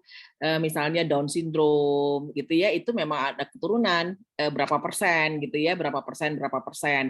Tetapi semua gangguan mental apapun itu, termasuk skizofrenia, itu adalah interaksi, etiologinya itu interaksi antara faktor genetik dengan faktor lingkungan, artinya faktor psikososial. Jadi tidak bisa berdiri sendiri. Misalnya ibunya skizofren, pasti anaknya skizofren, belum tentu. Gitu. Jadi berbeda dengan disabilitas intelektual ya. Kalau dulu saya pernah konseling genetik tuh di Semarang, ada persentasenya. Jadi kita harus mengedukasi ke misalnya dia Down syndrome yang mau menikah, kita akan memberikan edukasi. Ini loh nanti kamu akan menurunkan segini persen gitu ya. Saya tidak hafal sih berapa persennya. Tapi kalau skizofrenia atau depresi dan lain-lain dulu memang seperti itu etiologinya. Jadi otomatis dia akan diturunkan. Tetapi kalau kita punya keluarga yang skizofren, belum tentu anak-anaknya itu akan menjadi skizofren. Kalau faktor psikologisnya bagus, faktor lingkungannya bagus, gitu ya, dia punya strategi coping yang bagus, belum tentu muncul skizofren, gitu ya. Jadi tidak ada persentasenya yang saya tahu ya, apakah saya kelewat baca nggak tahu juga, tapi yang setahu saya dia bukan herediter yang langsung diturunkan seperti itu. Jadi ada interaksi antara faktor genetik dengan lingkungan atau psikososialnya. Oleh karena itu, apabila di keluarga kita atau keluarga pasien kita ada skizofrenia, maka kita harus mengedukasi mereka bahwa kita harus menjaga benar nih bagaimana anak ini bisa diasuh dengan pola asuh yang adaptif, ya, tidak misalnya tidak ada neglected, tidak harus diajarkan strategi coping yang baik, sehingga dia punya modal nih kalau punya ada stresor yang berat tadi ada tekanan ya, tekanan dari luar itu kan stresor ya, stresor psikososial. Itu dia mampu untuk menghadapinya. Ya, sehingga tidak terjadi itu interaksi genetik yang dengan faktor-faktor psikososial yang mengganggu atau yang mengakibatkan terjadinya gangguan mental. Jadi dia harus punya kemampuan strategi coping yang baik, dan itu harus dilatih dengan pola asuh yang baik tentunya, sehingga nanti kalau dia menghadapi tekanan yang berat, dia sudah mampu untuk menghadapinya. Ya, begitu edukasinya kepada keluarga. Kemudian kapan anak ini bisa menyadari? Nah, memang kalau anak yang punya orang tua yang schizofren misalnya, orang keluarganya yang paling penting. Karena anaknya kan belum tentu menyadari ya. Misalnya dia masih SD, kan bisa saja terjadi schizophrenia early onset tadi ya, 13 tahun ke atas kalau dia sudah remaja seperti itu ya. Mungkin dia tidak menyadari kalau dia masih anak-anak, kemampuan dia untuk menyadarinya itu belum berkembang lah ya. Kalau sudah mulai dewasa atau remaja paling tidak sudah mengerti media sosial yang mengajarkan tentang masalah mental atau kesehatan mental, mungkin menyadari, tapi yang paling penting adalah keluarganya. Bagaimana anak ini bisa dilatih untuk memiliki strategi coping, resiliensi yang baik, gitu ya, cara pandang yang positif, dan dia mampu nih untuk menghadapi tantangan-tantangan atau tekanan-tekanan yang berat dari lingkungan sosialnya. Ini mungkin yang bisa saya jawab, Dr. Sharon. Semoga menjawab ya. Enggak, gimana, Kulsum? Silahkan. Sudah Baik dok, menjawab? terima kasih banyak dok atas jawabannya, sangat menjawab. Ya, baik ya, terima kasih ya Dr. Vera. Jadi memang tidak bisa dilihat dari satu sisi kali ya. Jadi multidimensi lah bagaimana kita menghadapi seorang anak dengan skizofrenia tadi ya. Baik, selanjutnya ini dari grup 4 ya. NPM 039, mangga silakan. Baik, terima kasih kesempatannya kepada Dr. Sharon. Perkenalkan, nama saya Lauza dari grup 4. Di sini saya ingin bertanya kepada Dr. Shelley terkait ada beberapa pertanyaan ya dok, mohon maaf saya akan jabarkan satu-satu. Yang pertama tadi terkait standar kecanduan internet, itu ada dari segi waktu. Dan yang ingin saya tanyakan adalah apakah terdapat standar kecanduan internet yang telah berubah setelah terjadinya COVID? Karena kita dalam kondisi COVID kemarin itu harus menggunakan internet dalam kegiatan bekerja maupun pembelajaran seperti WFH dan PJJ. Kemudian pertanyaan selanjutnya adalah apakah para pecandu internet ini datang secara sukarela atau biasanya didorong pihak lain untuk melakukan sebuah konsultasi ke pihak medis? Kemudian yang ketiga, apakah yang biasanya membuat para pecandu internet itu sulit datang ke pihak medis atau fasilitas layanan kesehatan. Apakah dari sisi rumah sakitnya jauh atau memang karena kurangnya kesadaran atau keinginan. Kemudian yang keempat, maaf ini masih ada 2 lagi. Yang keempat, apakah terdapat sesi konsultasi itu dilakukan oleh anaknya saja atau bersama dengan orang tua? Biasanya lebih banyak yang mana ya dok? Dan yang terakhir adalah apa yang perlu dilakukan dari sisi keluarga dan dokter untuk mengatasi ini? Karena tadi dokter sudah menyebutkan bahwa ada masa relapse kemungkinan. Dan gimana dari sisi keluarga dan dokter untuk mencegah hal tersebut? Sekiranya itu dari saya, terima kasih. Baik, terima kasih Lausa, pertanyaannya borongan ya.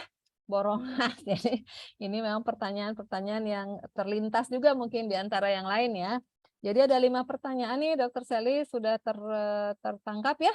Dan ini yang saya highlight sih sebetulnya itu ya. Sesi konsultasi tadi ya. Apakah harus anaknya saja atau dengan orang tua, atau orang tua malah jadi bukan ikut, selama ini nggak bisa memantau anaknya karena ikut juga addiction, bisa kan ya sekarang ibu-ibu gitu, orang tua juga addiction ya, apalagi sosmed begitu ya. Baik, silakan Dr. Shelley untuk menjawab. Baik, terima kasih Lautsa ya. Jadi kalau untuk standar waktu itu tidak dikategorikan dalam salah satu item untuk penilaian. Tetapi secara umum, kalau waktunya sebagian besar lebih dari 10 jam tadi ya contohnya dihabiskan untuk internet, berarti keseimbangan untuk fungsi-fungsi lainnya akan berkendala. Karena kita hitung aja, tidur yang baik itu kan berkisar antara 7 sampai 8 jam ya secara umum, walaupun ada short sleeper, ada long sleeper, tapi kita bicara tentang kurva normal, tentang rata-rata, berarti kan butuh waktu 7 sampai 8 jam. Kalau penggunaan internetnya 10 jam ya, bisa dibayangkan sisa waktunya tinggal berapa? Tinggal 4 jam.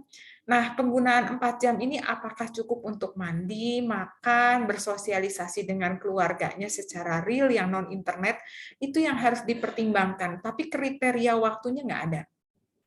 Jadi yang jadi kriteria dalam suatu adiksi adalah permasalahan dengan kontrol. Kalau dia ingin menggunakan internetnya cuma 5 jam, tapi jadinya 7 jam, berarti bermasalah. Kalau dia mengindikasikan waktu untuk menggunakan internetnya 7 jam, tapi ternyata dia dalam pelaksanaannya jadi 9 jam, berarti dia ada permasalahan dalam kontrol. Gitu.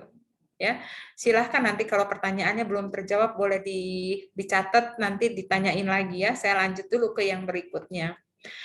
Biasanya sukarela atau enggak?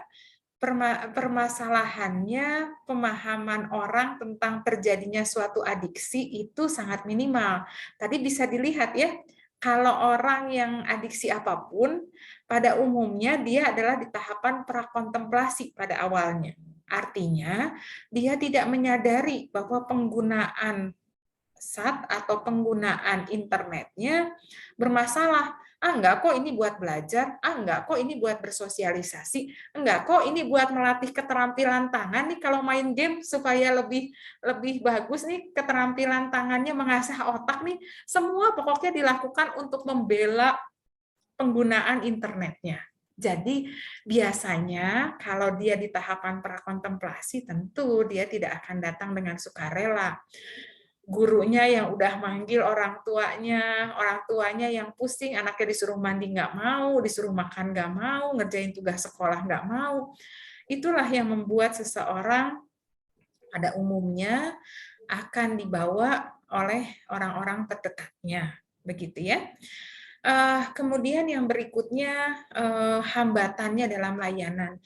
Mungkin banyak yang belum paham karena tadi tidak melihat ini sebagai suatu permasalahan di otak, tidak melihat ini sebagai suatu permasalahan biopsikososial, lebih melihat bahwa ini adalah anak yang nakal, anak yang tidak menurut, gitu ya, belum bisa melihat bahwa ini kemungkinan besar ada gangguannya, gangguan psikiatrinya, baik itu bermasalah dengan adiksinya maupun komorbiditasnya. Jadi saya rasa sangat perlu nih bantuan dari semua untuk meningkatkan awareness, pemahaman masyarakat tentang gangguan psikiatri.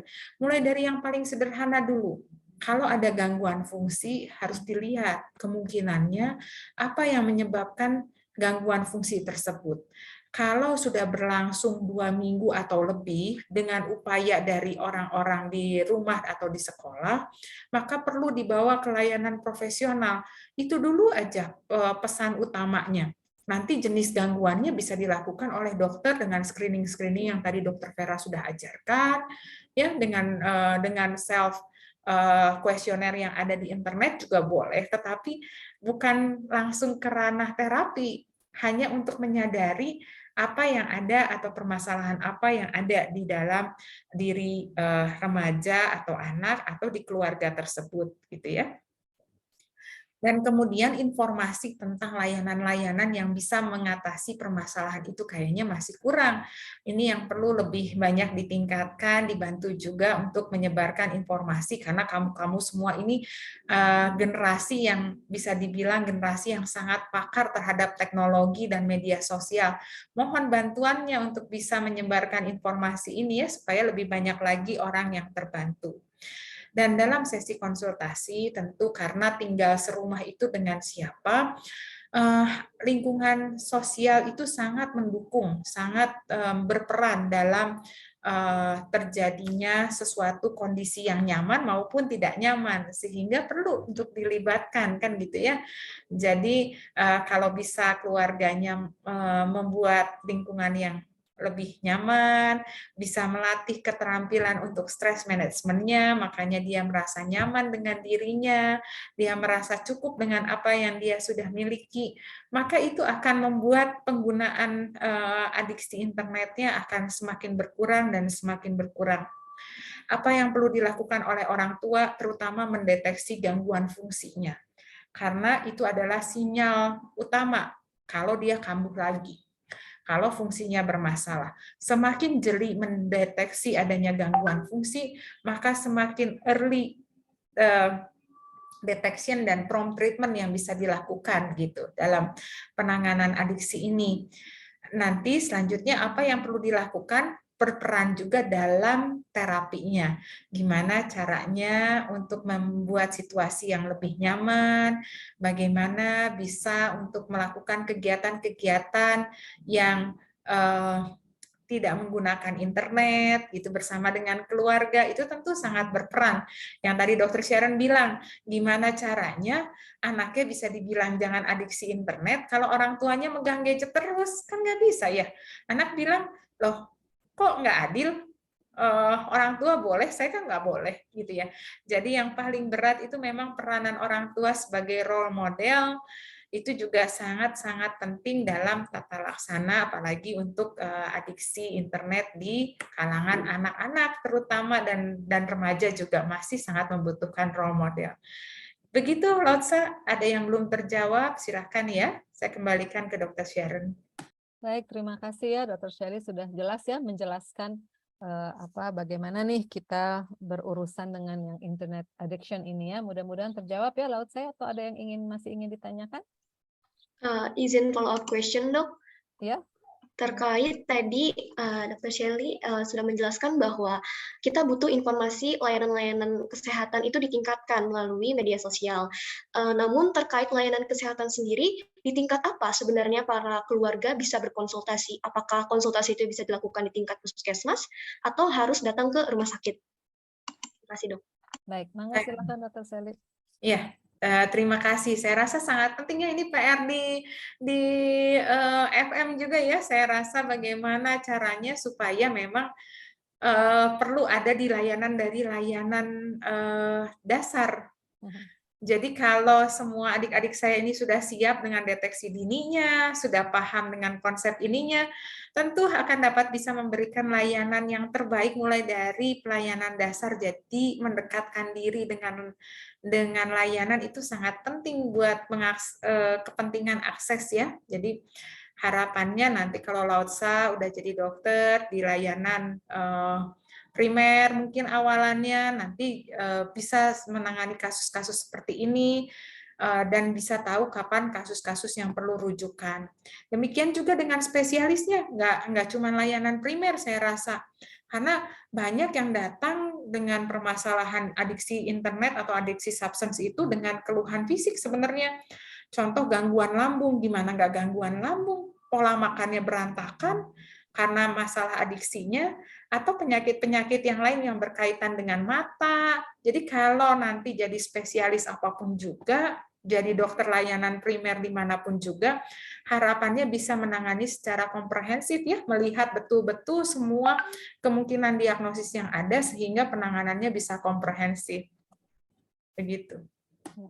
Baik, terima kasih Dr. Shelly. Jadi Lautsa ini contoh yang bagus ya tentang internet addiction ini. Jadi kalau boleh saya sedikit menambahkan ya Dr. Shelly, jadi betul kata Dr. Shelly bahwa nanti kalau kalian udah jadi dokter, Anda merupakan garda terdepan ya. Jadi apakah sebagai dokter praktek mandiri, atau kerja di puskesmas, atau kerja di klinik pratama ya. Jadi kalau mendapatkan suatu pasien itu dengan keluhan bermacam-macam ya, kalau kita bilang mungkin psikosomatis begitu, atau gangguan mata dan sebagainya, apalagi gangguan perilaku, ya kita harus menganalisisnya dengan pendekatan biopsychosocial gitu ya. Jadi bisa saja ya, jadi nanti akan ketemu tuh ya, oh ternyata dia internet addiction nih gitu, misalnya ya. Dan itu nanti kita diagnosisnya juga bukan hanya satu ya. Jadi misalnya gangguan lambung, gastritis, tapi nanti gastritis plus apa gitu ya. Itu yang memang kita ajarkan di Family Medicine Block ini. Jadi ingat ya, ini anak-anakku yang lain nih, bahwa satu penyakit terjadi itu bukan hanya karena masalah bio aja gitu ya, tapi ternyata berhubungan juga dengan masalah psikologis dan sosial. Gitu ya. Jadi dimanapun Anda berada di blok manapun, tolong tanamkan di kepala bahwa suatu penyakit itu terjadi bukan hanya karena kerusakan fisik misalnya atau gangguan fisik, tapi juga bisa psiko dan sosial. Gitu ya. Begitu ya laut saya dan yang lain. Baik, kita masih punya waktu, masih ada yang ingin ditanyakan, silakan.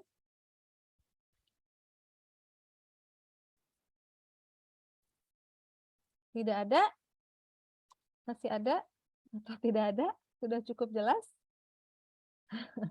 Baik, kalau tidak ada, ini tadi sudah ditawarkan juga Dr. Shelley ya, boleh menggunakan kuesionernya ya.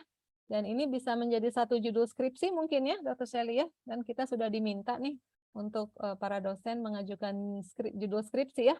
Jadi bisa saja tadi kuesioner atau instrumen yang disampaikan oleh Dr. Vera dan juga Dr. Shelley kita gunakan untuk melakukan penelitian kecil-kecilan ya, begitu ya Dr. Vera dan Dr. Shelley ya.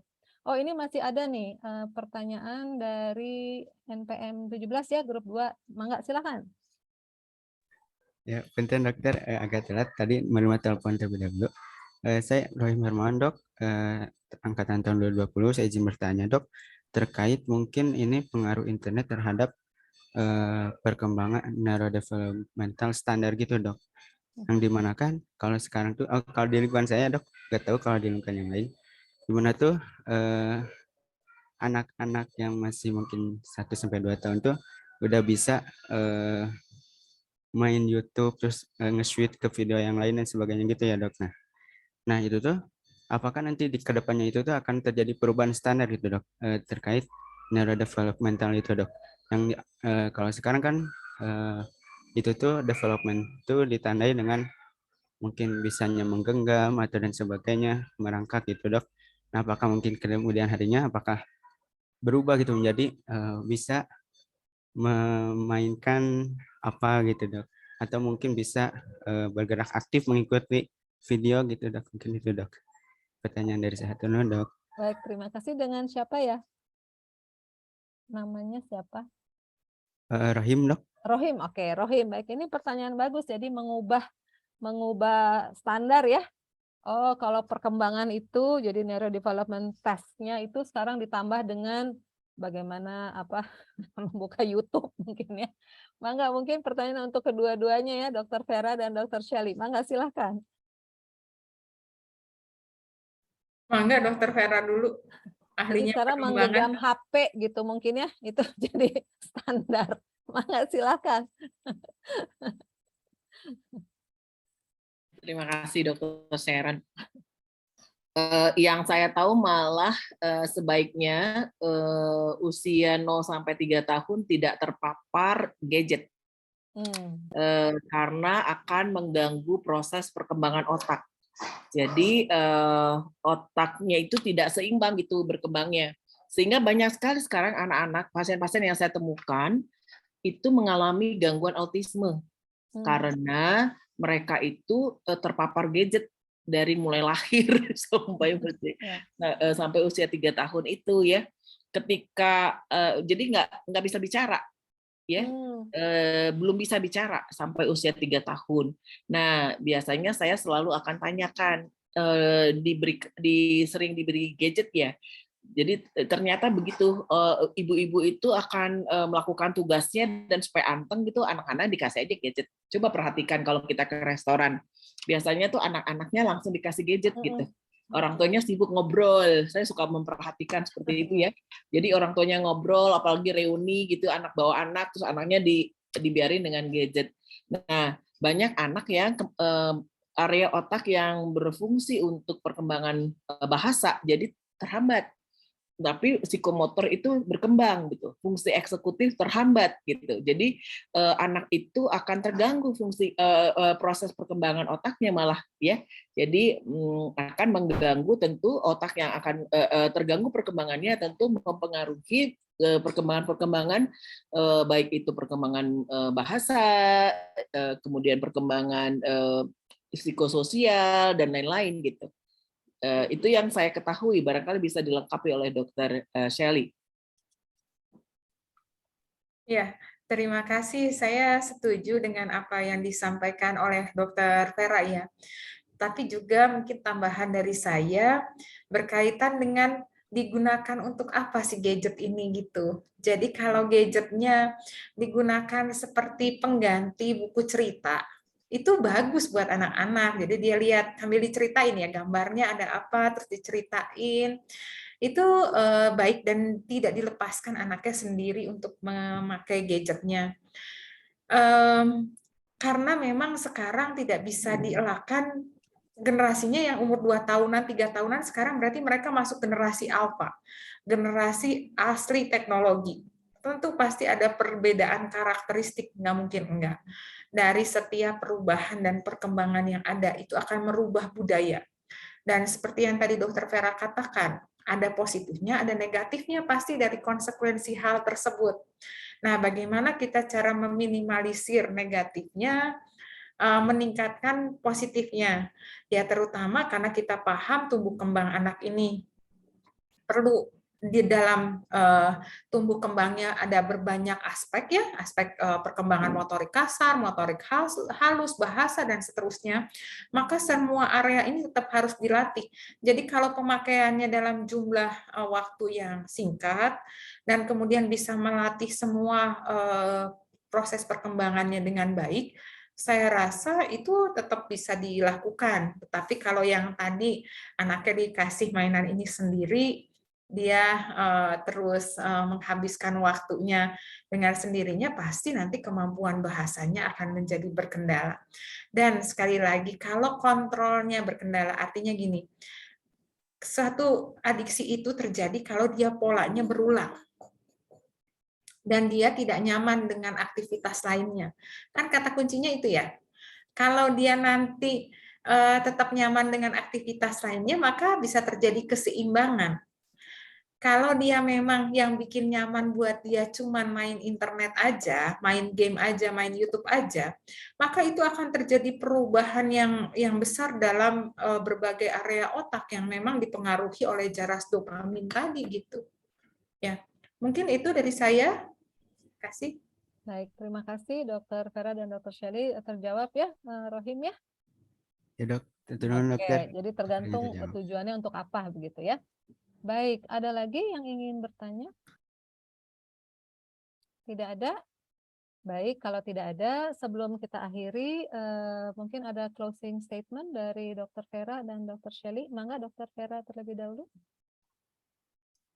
Ya, terima kasih Dr. Sharon.